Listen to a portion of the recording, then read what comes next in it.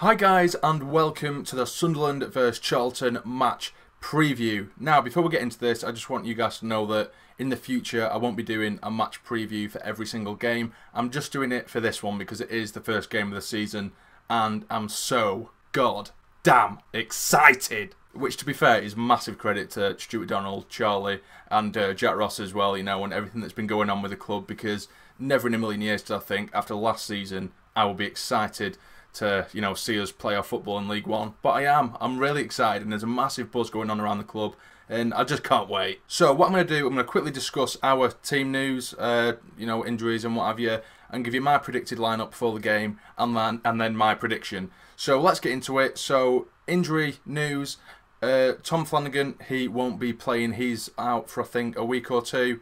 After a knock that he picked up in training, which is really sad, to be honest, because at first I was a bit wary of him because he is supposed to be a sort of ball-playing defender, and for the first sort of game or two in pre-season I think he overplayed it a little bit and he was getting caught out a bit and he was holding onto the ball for that little bit too long and he was losing the ball in daft positions. But from then on, I started to see what his personality was like. He is a leader, he's very vocal, and he improved on the ball as well. So I did start to like him quite a lot, and I still like him obviously, but unfortunately he isn't available. Also Reece James, the left back that we did sign, he is still out as well. McGeady, of course, he's still out. Watmore, he's also out. And the big one for me, and this is a massive one which I have also put out on Instagram, is Dylan McGeoch. I think McGeoch, he is an absolute game changer, because I think what the kind of work that he does on the pitch, it is so undervalued and it can quite easily be looked past and missed out on, you know, almost sort of underestimated the job that he does, because I've noticed that when he's on the pitch we seem to have that extra 3, 4, 5 yards in midfield, and he can control a game single-handedly. Even if it looks like he's not doing a massive amount on the pitch, he is controlling it. He is dictating the flow of play constantly. He's constantly wanting the ball in midfield, so then he can decide where our attack's going to lead from. And he's absolutely fantastic with that. And we don't have another player similar to that. So McGeoch, it's very 50-50 whether he will be playing. Jack Ross has said that you know, he hasn't trained, and it is obviously Thursday as I'm recording this. The game's on Saturday morning, or 12:30 on Saturday. So he said it'd be potentially risky if we did play him. We might be able to push him and get him a game in there on Saturday, but with that there's the risk that we could further injure him, and we don't want to see McGeoch out for 4, 5, 6 weeks, do we? So I wouldn't blame Jack Ross if he decided to rest him for this one, but I do think a lot lies on that. I can see us, if McGeoch does start, I can personally see us having a relatively more comfortable ride in that game. But if he doesn't, then we're in for a battle, and I think we are going to have a very entertaining game. So that is the team news. But now on screen, I'm going to put up my predicted team.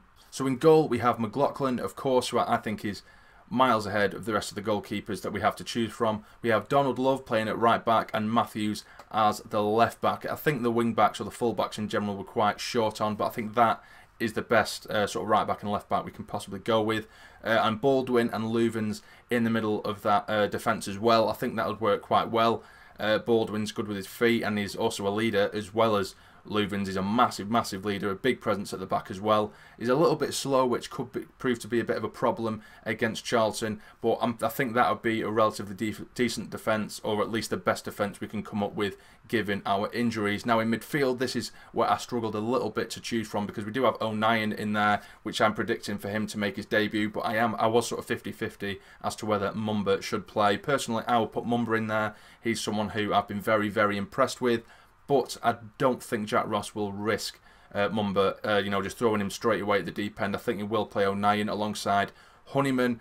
Honeyman as well, obviously, he's going to be the captain for this game. I think Honeyman will sit in there with O'Nien and Maguire just in front of them, or sort of just behind the striker. Maguire, will probably just play in that sort of final third in whichever direction he wants. And across the top, we have Gooch, Madgett and Sinclair, which I think they're all going to sort of interchange throughout the game and just mix things up as the game goes on. So I think that will be the lineup for this one. Do you agree with it? Let me know down below. I think that's probably the best we are going to get in the situation that we're in. I'm not too sure whether we will have any more signings before Saturday, but as of right now, I think this is probably more likely to be the lineup that we're going to see come Saturday. And now the moment you've probably been waiting for, my predictions for the game. Now, like I said, if Dylan McGeoch was on the pitch, probably because I'm a massive fanboy of his, I think I love players like that, someone who can just control the play by himself single-handedly in that midfield. I think we would have a much more comfortable ride, like I said earlier. I think we probably would with him being on the pitch. I can see it being, 1 or 2-0, possibly 3, something like that, because he does offer so much. Which makes me sound a little bit too confident, doesn't it? But without him on the pitch, I think it's going to be a bit more of a battle than some of us might believe it to be.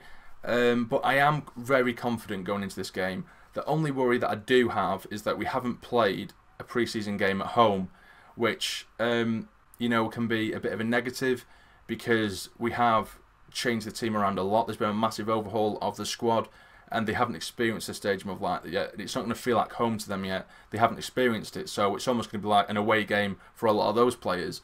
Which, I could be wrong, but, nerves can get to a lot of players, especially on the debuts, and a lot of players will be making their competitive debuts in that game. But then, on the flip side of it, the positive side of that, is that over the last few years, we've had the same sort of core to this team, what a lot of people have named the rotten core, and rightly so. And those players have been used to so much disappointment and so many defeats at the Stadium of Light that they were almost just getting used to losing all the time, whereas these new bunch of players, they're not used to that. They don't know that mentality, and we seem to have a very positive mentality going into this game, so that could be positive as well. But let's get down to it. Right, so Charlton, I know I haven't mentioned them too much, but this is pretty much a Sunderland preview, but Charlton do have a bit of an injury crisis on their hands as well. They've got plenty of players out. I can't say that, I'm not making excuses for us, that we've got injuries going on, because Charlton, they have it just as bad. But I am expecting a really big battle at the Stadium Light. But I'm going to go with a 2-1 win to Sunderland. I'm going to put my neck out there and say we're going to win 2-1. So that's it, guys. You let me know below, what lineup do you think we're going to go with? What score do you think it's going to be? And I shall see you on Saturday. And speaking of Saturday, sorry, I know I did say in the last video that I am going to be doing a vlog, because I am going and taking my girlfriend up there as well to take her to the Stadium Light for the first time, because she's never been. I've taken her to a few away games in the past, but she's never seen the Stadium Light as of yet, so I'm really excited for that.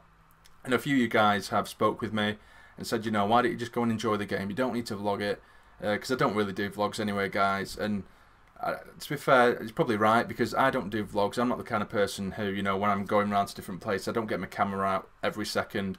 So I'm more than likely just going to go and enjoy it, and then when I get home later on in the evening, I'll probably just do a match review and speak to you guys about it, because I want Shanice to enjoy herself, my girlfriend as well. I want her to enjoy herself. I don't want to be whipping my phone out every 2 seconds and ruining it and talking to the camera, when I want to show her around the place and show her why I love Sunderland so much and why I love the club so much, And someone just beeped outside to ruin everything. But that is it, guys. So if you have enjoyed the video, please hit the like button for me. That would be massively appreciated. And subscribe to the channel if you're not already, to become a fully fledged member of the Sarnie Army. But for now, you take care and stay jamming.